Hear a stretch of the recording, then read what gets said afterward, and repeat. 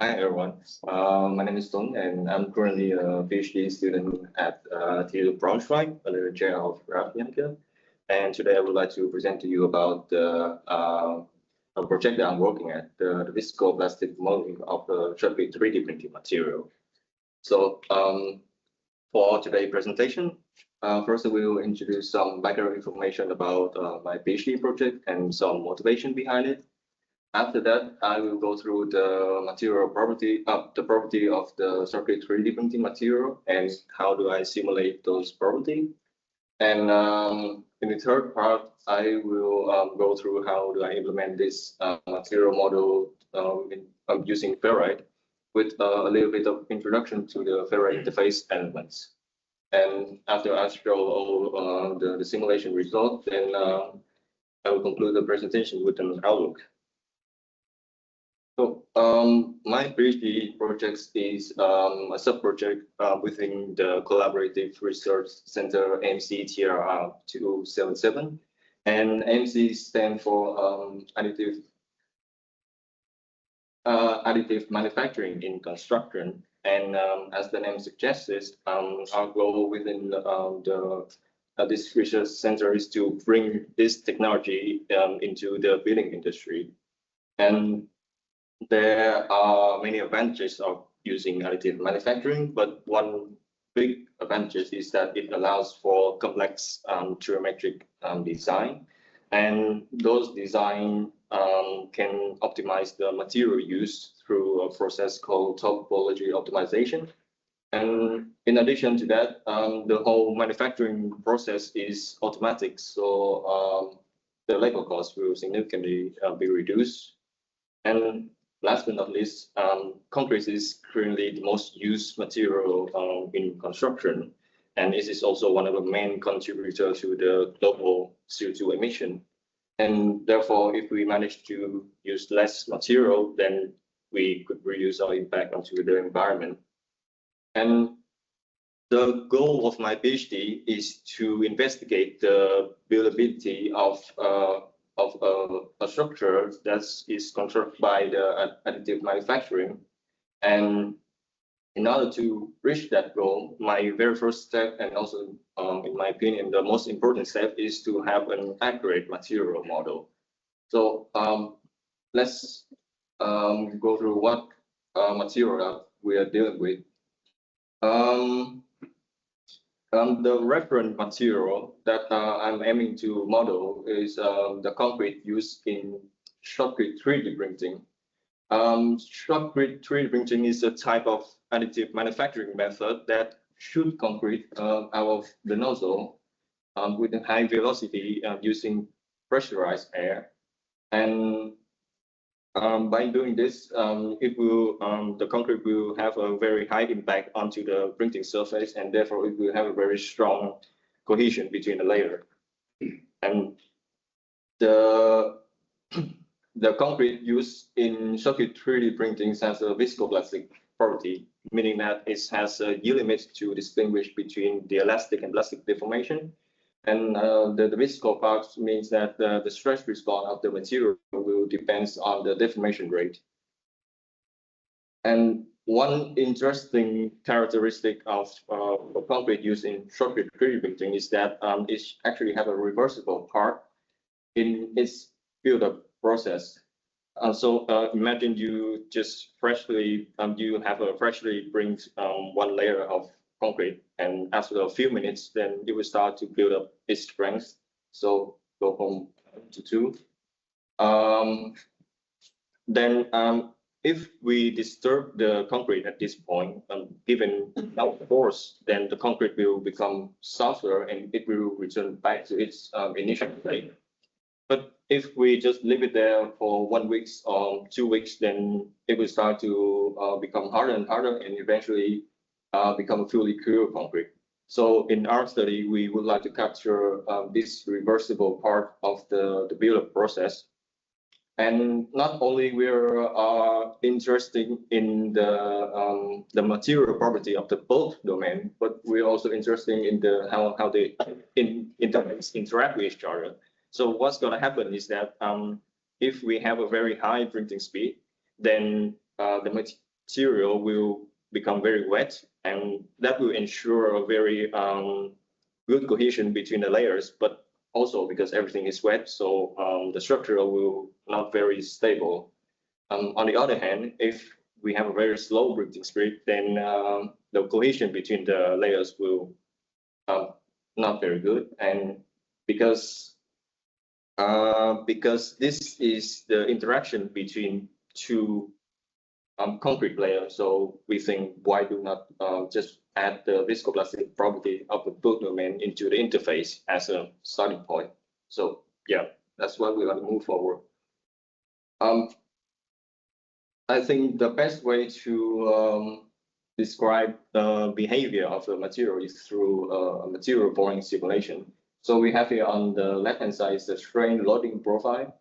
That is idle until T load, and then it will increase linearly until the end of the simulation. And on the right-hand side, you can see that the resulting stress response, and the orange line represent the yield stress of the material, and the blue line is the resulting stress. So whenever the blue line is exceeding the orange line, it means that the material is in plastic zone. So before any loading, you see that the orange line starts to is increased to its maximum value, meaning that if we don't disturb the concrete at all, the concrete will begin to become harder. And then if we disturb the concrete hard enough, then the yield strength will decrease, making the concrete become softer. And yeah, it makes the concrete become softer. One parameter that controlling the evolution of the yield stress is the integrity parameter here. And you can see its contribution in the Von-Mises U function here. And the first part of the evolution, this part, that will control how fast the yield stress evolve over time. And the second part will control how fast the softening happens when there is plastic deformation. And it's just the plastic flow that depends on the inner formulation. And similarly to other plasticity model, this viscoplasticity also has to, in order to calculate the plastic strain and also this parameter K here, we have to do a so-called return mapping algorithm. And for those who are not familiar with that, it is essentially is assuming the material is elastic in the beginning, and then we have the trial stress, and then we will use that trial stress to evaluate if the material is actually in an elastic zone or not. And if it's in elastic zone, meaning that the yield function is larger than 0, then we will have to solve this system of nonlinear equation using Newton method to get the plastic strain and to also get the integrity parameter. And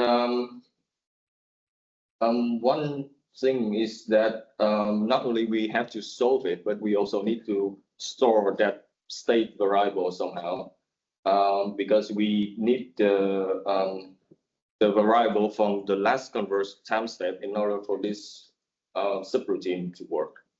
So we've gone through the material model. Now we need to understand how to do finite element discretization. So we start with the weak form, and because our problem right now is very simple, so we just have a contribution of the gravity as the body force, and then that is on the right hand side. The first term on the left hand side. The first term on the left-hand side is the contribution of the interface element. So this is the displacement jump between the top and the bottom surface, and T is just the traction at the at the interface surface. And this is just the contribution of the fork domain. Yeah, the internal force vector. And this is just for completeness. Yeah, the final element discretization. So before I go into the detail of my implementation with Ferrite, I would like to introduce some information about the Ferrite interface element. Yeah, so this is a package of David, Kim, Nook, and Frederick.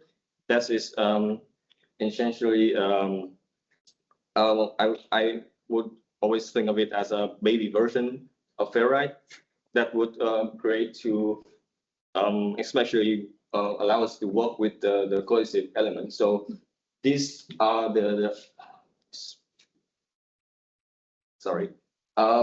these are the type and the function that you would normally see when you're using Ferrite, but in this case, that is for assembly the finite element system with the interface. And they also include a rotational matrix to working with local coordinate. And this is especially useful in my case, because right now I'm only working with the normal component of the traction. So yeah, that's it.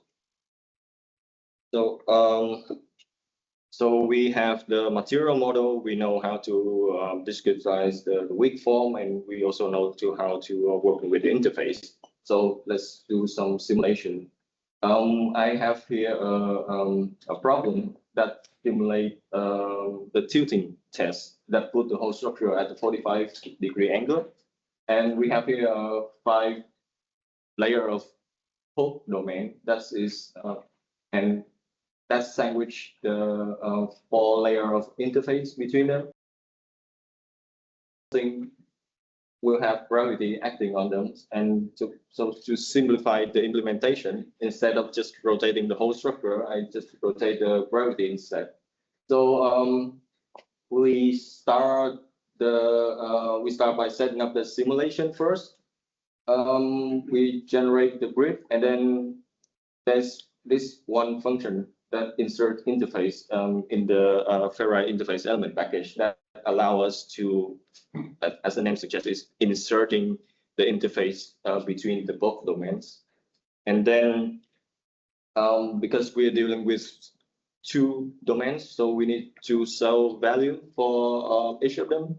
One cell value for the both domain and one interface cell value for the interface.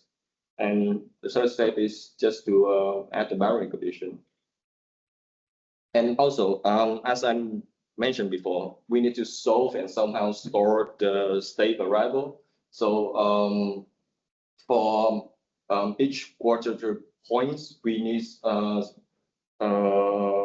data type that store this elastic strain and also this integrity parameter. And because in the interface, we also using the viscoplastic property, so we also have that for the interface. And we have 3 terms for the weak form, and I believe everyone know how to assemble the gravity. And this one is very similar to the plasticity tutorial on Ferrite, so I will just focus on this contribution of the interface. And so about the assembly routine on the global scale, first we looping through the using cell integrator, but we have to be careful because we're only looping through the interface domain. And then we need to access the whole array of the state variable, and then we're going to pass them into the assembly cell function. And here, if we're doing with elasticity, then this thing will have a linear relationship, but instead this here is the whole material subroutine that I mentioned earlier. And so if we go into that, you can see that this is on the right hand side, that is the whole material subroutine. But before going into that, there's another part.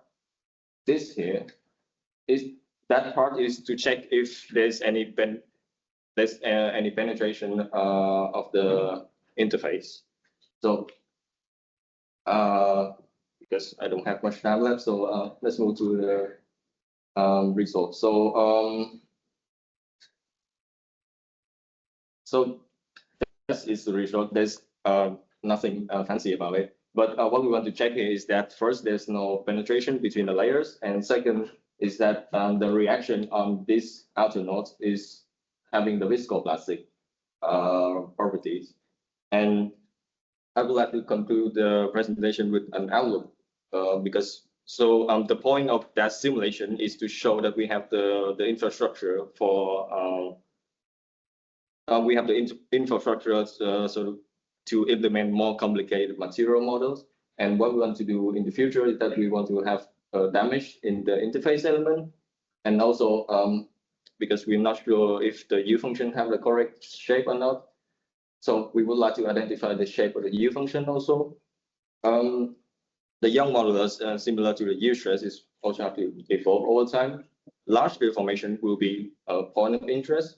And last but not least, we would like to identify if our simulation can predict both elastic and plastic collapse or not. And thank you for your attention.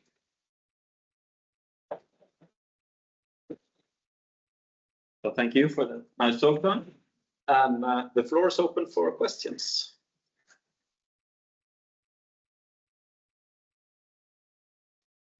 Graph of the reaction force. Yep. Do you have any problems there where you get different conversion? No, actually, I don't have any problem with that. And sometimes you get this problem. Force goes down. Yes, but maybe that will come up when I add more damage to it. Well, actually, if the I also try because there's a parameter that controls how fast it's softened, and if I crank up that parameter too much, then yes, it will not converge. So yeah, we have to be careful. But other than that, then everything worked very nicely. Other questions? Dennis. In this is there some kind of separation of the yield surface? Not the yield surface, but the refugee model there. Do you mean like in real experience? Do we actually see any? Well, I have well. The thing is, I have not seen any much of the tilting test, but from the failure point of view, if there's a failure happens, then it will be because either of there's too much plastic deformation within the layers, and the other thing is that the geometry of a structure is not I'd say it's not stable enough, and it causes buckling. So about the separation, it's more like we add them because we also want to see the effect of the parameter of the printing process, like how fast we print and how fast we print will affect the separation if there's any.